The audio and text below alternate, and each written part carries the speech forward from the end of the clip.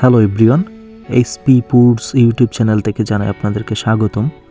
তো চলুন আজকে দেখে আসি কিভাবে ভেজিটেবল পাস্তা বানাতে হয়। তো আশা করছি সাথেই থাকবেন আপনারা।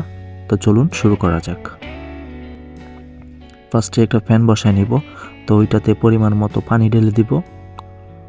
তারপর ওইখানে আপনার 1 প্যাকেট পাস্তা ঢেলে দিব। তারপর এখানে একটু সামান্য পরিমাণে লবণ দিয়ে দিব। ওইটা দিলে হয় কি আপনার সিদ্ধটা হবে একটু তাড়াতাড়ি।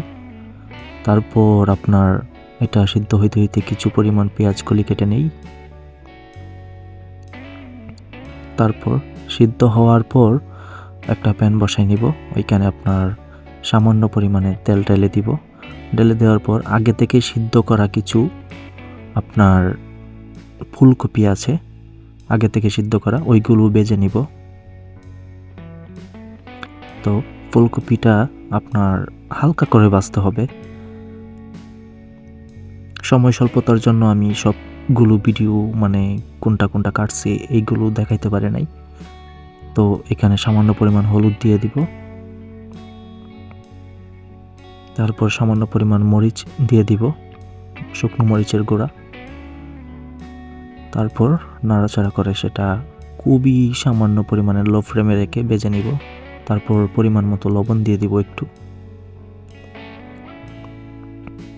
তারপর এটা হালকা করে ভেজে নিতে হবে।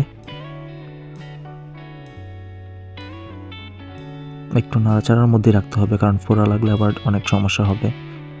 পোড়া লাগলে এটার কালারটা নষ্ট হয়ে যায়। তারপরে আগে থেকে কেটে রাখা পেঁয়াজ কলিগুলো দিয়ে দিব ওইটার সাথে, ফুলকপির সাথে।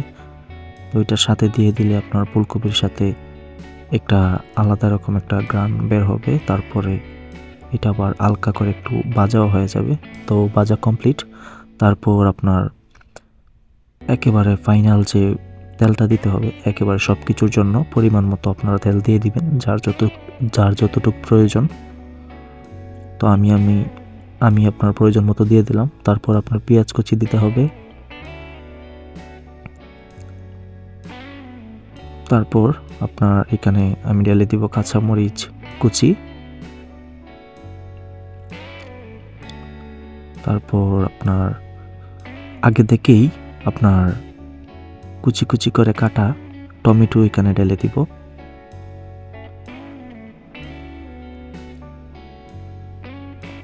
তো টমেটো দেওয়ার পর আপনার অনেকক্ষণ সময় একটু নাড়াচাড়া করে তারপরে ওইটা আপনার ডেকে দিতে হবে, কারণ ডেকে দিলে আপনার টমেটোটা একটু সিদ্ধ হবে। আর টমেটো সিদ্ধ যদি না হয় তাহলে আবার একটু কচকচ করবে। তো এটা সিদ্ধ করতে হবে, একটু ডেকে দিলে সিদ্ধ হয়ে যাবে। তো সিদ্ধ কমপ্লিট। তো ওইটা আমি একটু সাইড করে নেব। সাইড করে নিয়ে ওইখানে আপনার 2টা ডিম দিয়ে দিব। তো সাইড করে নিলাম। ওইখানে আপনার আমি 2টা ডিম দিয়ে দিব।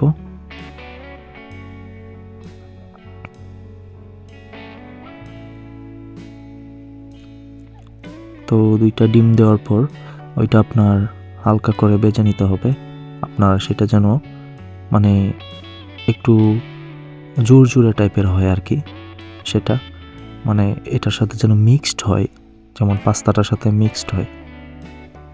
তো তার জন্য আপনার এটা নাড়াচাড়ার উপরেই রাখতে হবে। তো এটা ঝুরঝুরি ভাব কমপ্লিট হয়ে গেছে। তো এখন আমি আগে থেকে সিদ্ধ করে রাখা পাস্তাগুলো ঢেলে দিব।